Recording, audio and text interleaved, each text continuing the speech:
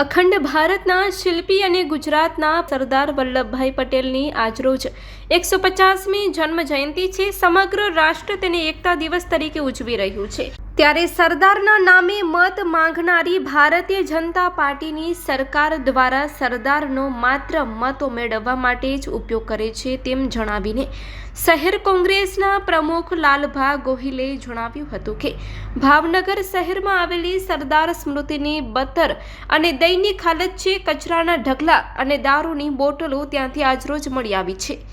કોંગ્રેસ પક્ષના આગેવાન કાર્યકરોએ સરદાર સ્મૃતિની સાફ સફાઈ કરી હતી અને સરદાર સાહેબના જન્મ જયંતિની ઉજવણી કરી હતી અને વધુમાં સરદાર સ્મૃતિથી સરદાર બાગ સુધી પગપાળા સુધીની યાત્રા કરીને સરદાર બાગમાં આવેલ સરદાર સાહેબની પ્રતિમાને ફૂલહારથી પુષ્પાંજલિ અર્પણ કરી હતી।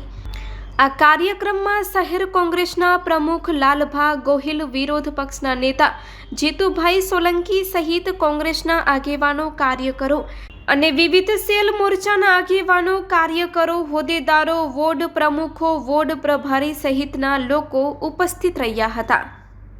Report by Ejaz Shaikh, Bhavnagar.